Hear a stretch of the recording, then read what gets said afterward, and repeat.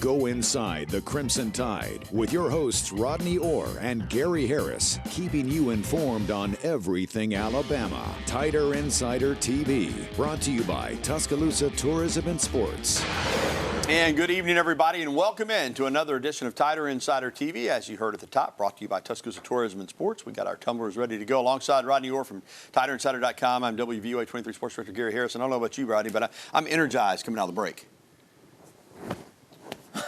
I'm ready. I hope the football team's as ready as I am. You were energized last week. Yeah, well, you know, on Saturday night, I got to go to my 40th high school reunion, class of '82. And that was fun, so it gave me a little bit of juice. And Alabama's going to need some juice because coming up Saturday night, the Crimson Tide travels down to LSU, and LSU is, just like Alabama, controls its own destiny in the SEC West. And this will be the 6th straight night game at LSU for Alabama, going back to 2012. Of course, you know they were complaining about not getting night games. You knew they'd find a way to play Alabama, but maybe it's a good thing. You know, last time it was in the afternoon, Rob, was 2010. Alabama lost that game. Did. They haven't lost since down at Tiger Stadium. We're certainly going to get into it. And let's just start, Rod, with an update on the Crimson Tide side of things. Injury-wise, nose tackles DJ Dale and Jaheim Hodis did not play against Mississippi State, but are expected back against LSU. Of course, tough news on veteran Justin Eboigbe with that neck injury. He's not going to play anymore this season. Going to try to get better for his future. Bryce Young says the week off was beneficial for his recovery with that shoulder. And, you know, that's good news because Bryce, even at less than 100%, still one of the best in the country. But if he's back healthy, that is really good for Alabama as well. Nick Saban said the bye week helped the players mentally get back focused and get ready for the game. They're working hard to go up against LSU's strong, dynamic, versatile offense led by quarterback Jayden Daniels. And Bama, of course, is working on its offense, Rod, as coming out of the Mississippi State game, Alabama won that game 30-6, but 24 points in the first half. Second half didn't do a lot, under 300 yards of total offense. So for the offense, I think that it's important that they kind of get back on track. You know what? I really think specifically, Gary, that the run game in this particular game, it might be raining. That's the weather forecast. That could be crucial. So you certainly, you know, that run game, I think this one might be on the offensive line. And we've seen them make some progress throughout the season. I think maybe they struggled in this last game, obviously, against Mississippi State. But I think it'll be really key that they run the football in Baton Rouge. Storylines, Brian Kelly said he wanted to come to LSU for the opportunity to win a national championship and for games like this. Of course, we know he was 0-2 against Alabama while at Notre Dame, that national championship game following the 2012 season. And then, of course, a couple years ago in the semifinal out in Dallas. And the CFP top 6, we're going to just go ahead and go to that, I guess. Alabama comes in at number 6, Michigan at 5. There you see the top 4. Tennessee at the top, Ohio State, Georgia, and Clemson there rounding it out. But I want to get back to Alabama and LSU.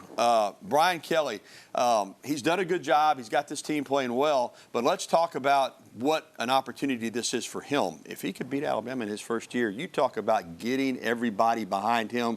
This is a great opportunity for him without a ton of pressure. I mean, LSU people want to win. I'm not sure they expect to win, so great opportunity for Brian Kelly, who's 0-2 against Nick Saban. Yeah, I think the way they've improved throughout the season, Gary, if they could, you know, position themselves with a win over Alabama to go to the SEC championship game, what a major accomplishment that would be in the first year. You're talking about bringing in a new quarterback, a transfer from Arizona State, Jayden Daniels, and the things that they've had to overcome throughout this season. They had to get players to buy in, and that's one thing that's really impressive about this LSU team, the improvement they've made from the first game to where they are right now. And a lot of that, Gary, is that the players have started to buy into what Brian Kelly and what that staff is trying to do. So, yeah, this is a huge opportunity for them, but make no mistake about it. This is a really, really, really big game for Alabama. Yeah, and it's, speaking of opportunity, for Elias Ricks, who got the start, his first of the season against Mississippi State and played great. Now he goes back down to where he started his college career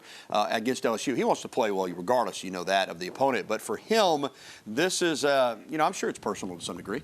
Yeah, I think Nick Saban said, you know, just what I expected him to say about that without Eli Ricks. You know, Gary, just play the game. You know, you don't want to put added pressure. There's nothing that you have to do spectacular because you're playing against your old team. You just do what you have to do. And I think coming off that game that he had against Mississippi State, regardless of who you're playing, sometimes a guy wants to kind of build on that. But, again, he just needs to be Eli Ricks. Well, after the last couple of years where this game has not been as big. Of course, 2019 it was huge, but it's back to being a game for first place in the SEC West. All right, let's get to coach talk. And for Alabama head coach Nick Saban, he always is ready for these games. And of course, you know, he's kind of over the going back to LSU thing. I mean, he's been in Tuscaloosa now since 27. But his thoughts are more about slowing down LSU's offense, led, of course, by dual threat quarterback Jayden Daniels. You know, there's a lot of elements to doing this that you just can't rush and think you're going to go get a sack and get pushed by the quarterback, and then he's going to end up having lanes to run in. So all these things have got to be real points of emphasis for us all week long, so that, you know, we have a chance to contain a guy that's a very good passer, but he's also can beat you with his feet.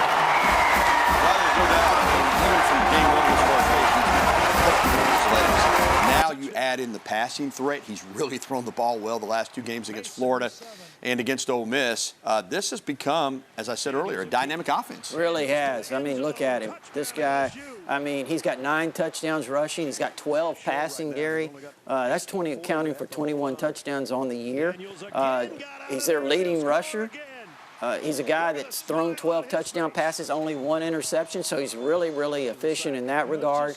I think LSU's success over the last couple of weeks, as you pointed out, big reason for that, Jayden Daniels. Yeah, you know, I don't want to compare him to anybody else. He's his own guy, but we know what Hendon Hooker was able to do against Alabama, mainly with his arm. KJ Richardson gave the Tide some credit, both on the ground and through the air.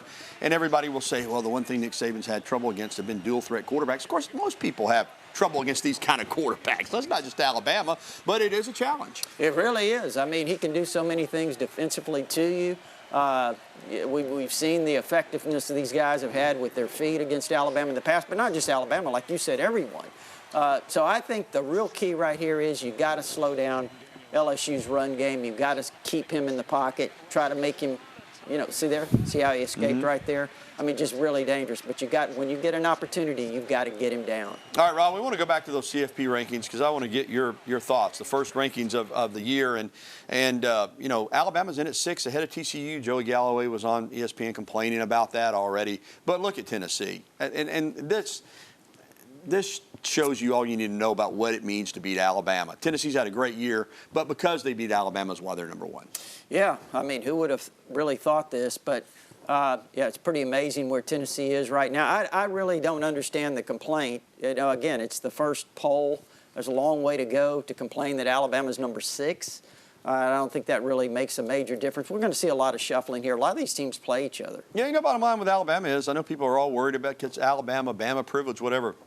Listen, they went out. They won 4 games in the regular season and win in Atlanta, then the playoff. If they don't, they're not going. That's right. So, you know, it's simple as that. You don't have to worry about Alabama getting given anything. They're going to have to earn it, just like they had to earn it last year. All right, let's move on from the playoff rankings, and let's get to some other news in Alabama sports. And, in fact, we're going to go ahead and go to our tees, and we'll be back with more TI TV right after this. A little bit later on, we'll be getting to your phone calls. We'll be back after this.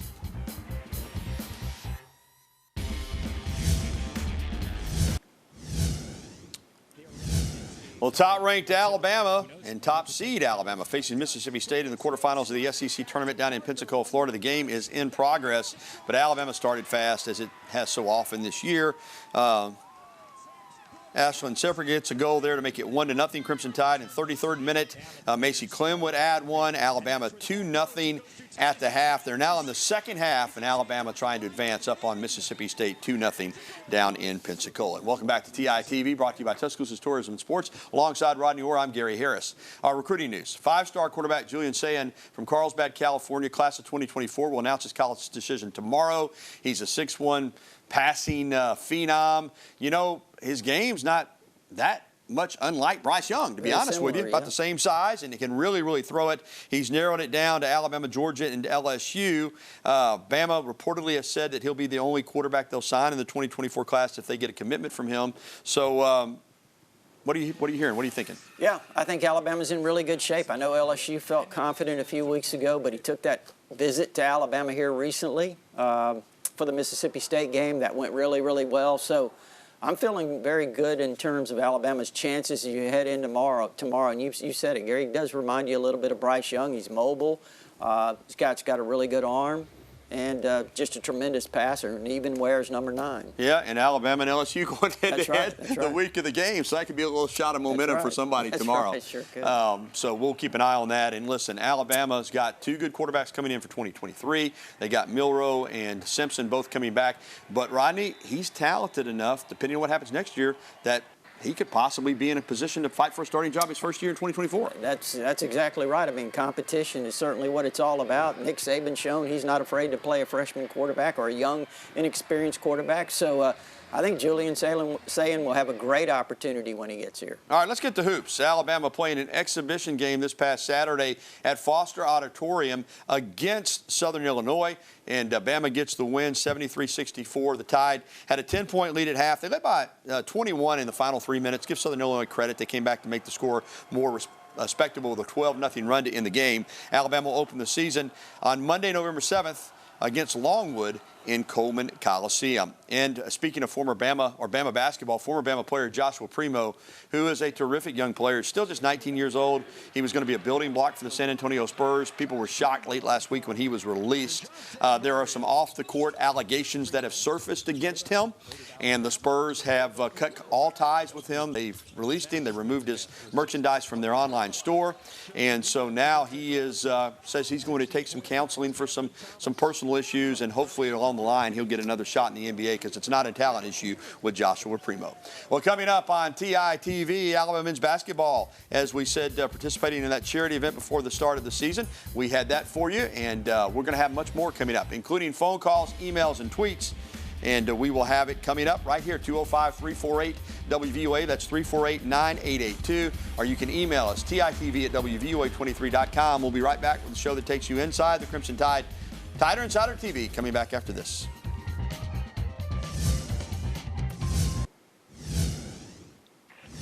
Well, for the first time in program history, Crimson Tide Cross Country swept the SEC Team Championships last Friday over in Oxford, Mississippi. The Alabama women used a dominant 36-point performance to win its first SEC title in 35 years on Friday morning, while the men hung tough against a loaded field. Alabama beat Tennessee and Arkansas, which tied for second by 5 points. Ole Miss was fourth. Victor Kiprop led the men by winning the individual race. So I tell you what, it's not just about football at the University of Alabama. Congrats to cross country men and women, Rod. That's big time right there. When you really to win one SEC championship, but to sweep them like that, dude, that's hard to do.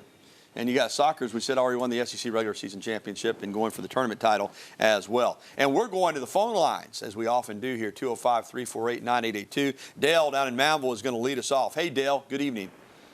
Good evening, guys. Thanks for taking my call. Alabama's got a big challenge coming up Saturday, and I noticed that, if I'm not mistaken, I saw where Alabama's ranked number 17th in total offense, and we know Alabama's got better talent than that. And I just wondered, Coach Saban said they needed to be more diverse on offense, and I just wonder if he means like jet sweeps and maybe a jumbo package. What do y'all think? Okay. How can we be more diverse? All right, Dale, good question. And first of all, 17 is not terrible now. I mean, they're in the top 20, and that's coming off, a performance where they held under 300 yards against Mississippi State, and they had a game and a half without Bryce Young, their starting quarterback. So I think you have to keep it in context. Having said that, I think your points are fair.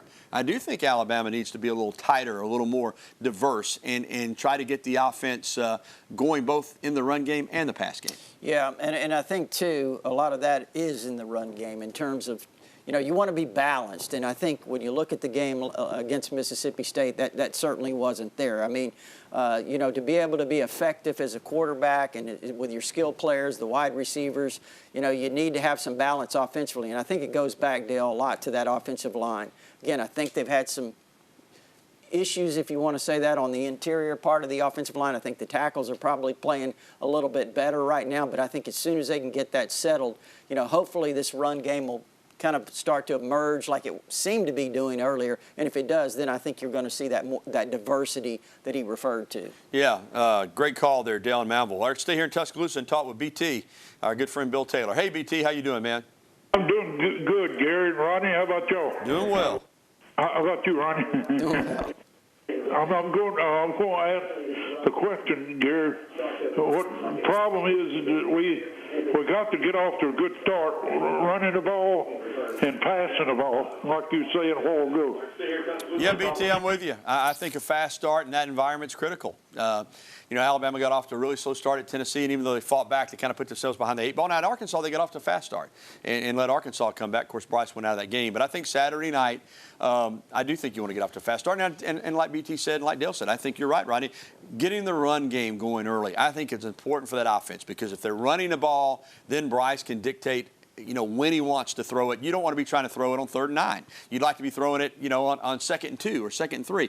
Getting the run game going, I think, will be crucial to getting off to that fast start. I agree. And again, I go back to the weather. I mean, I think that there's, a forecast that could call for a lot of rain. If that's the case, and certainly, the run game will certainly be very, very important, and I think it will be anyway. And another thing, too, Gary, if it's raining, you look at that LSU quarterback, the way he can run, it's a little bit of an edge for them. All right, more phone calls are coming up. 205-348-9882 is the number. Give us a ring, TITV Nation. We got time to take some more calls when we return right here on Tuesday night, November the 1st. That's right. Holiday season's here. We'll be back on TITV after this.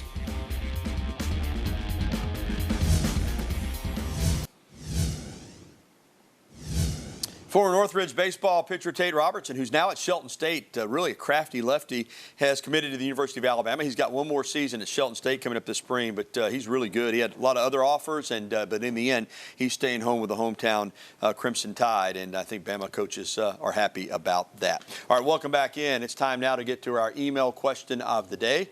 With Rodney Orr, I'm Gary Harris. Our email question today is brought to you by KDM Services, serving your family like our family. And this is our email question of the day. And let's get to it. Do we have it? All right. Will Bama control the line of scrimmage and give Young time to throw? That's kind of in line with what we've been talking about. He also, I think, added on about running the ball to get it going. You've been talking about that, Rodney. It's important. The line of scrimmage is going to be important in this game. Really is. LSU's talented up front defensively. They've got one of the best pass rushers in the country, B.J. Olarji. Is just an outstanding player. So I think that really that's going to be one of the big keys. It remains to be seen. Again, I think the balance, Gary, the balance in this offense is going to be really important in this game. All right, let's get to a phone call. David in Northport is with us. Hey, David, how are you? Hey, guys, how did it get to be November so quickly? Time flies when you're having fun, David. You know that. Well, Gary, I want to commend you on your Shakespearean-level acting on those Football Friday commercials. Well, thanks. I had fun. I think you really captured the essence of what the director was going for there, and I say bravo. Thank you a lot. Guys, I think we all agree that there's a certain lack of leadership on this team this year, and I think one way that it has visibly manifested itself is seeing guys play entire football games with no pads in their football pants, seeing guys play whole games with mouthpieces bouncing up and down in front of their face masks without being in their mouths. I could ask why aren't the referees enforcing this? I could ask why aren't the assistant coaches enforcing this or other players? But I'm going to put this bluntly. Why is it the man who's getting paid $10 million a year to be the head football coach at Alabama, why isn't he making Kool-Aid McKinstry wear his mouthpiece? All right, David. Rodney is apparel, whether or not their pants are pulled up above their knee pads or having their mouthpiece in or not in. Is that a lack of leadership? Is that on Nick Saban? How do you view that? I see teams having success doing the same thing. Yeah, I see most teams wearing the same type of thing, to be honest with you, David. I understand, kind of where he's coming from, but at the same time, I just see teams all over the country doing the same kind of things, and, I don't know that that's the issue here. Again, I wish I could put my finger on it, what some of these issues are that have not been resolved yet, but I know one thing, David, we're going to find out Saturday night right now when these two teams play exactly what direction Alabama's headed. Yeah, we are. These next 2 weeks at LSU and at Ole Miss, we're going to find out about this Alabama team. All of us. We'll know. They get through those 2 games. I think there's some leadership. They don't, it won't matter. All right, let's get to Bob in Buell before we close it out. Hey, Bob. Hey, how you doing? Doing well. Good. I've got a question about Harrell, the wide receiver that transferred in. Do you think he'll be playing more this Saturday? You know, Bob, again, that's a really good question. They've played a lot of receivers. They've rotated a lot in. He got in the Mississippi State game, had a reception in that game. Certainly his speed could be a difference. You know, it just remains to be seen. I'm not really sure exactly if Tyler Harrell will kind of earn more of a role or not. But, again, they played a lot of guys. So, you know, it's going to be difficult to divvy that up too much in terms of bringing you guys in, Gary. I mean, creating new roles at this point in the season. But maybe Tyler Harrell with his speed can do that. I hope so. Well, thanks for the phone calls and emails. We're going to come back and make our predictions for Saturday night's game in Death Valley next here on TITV.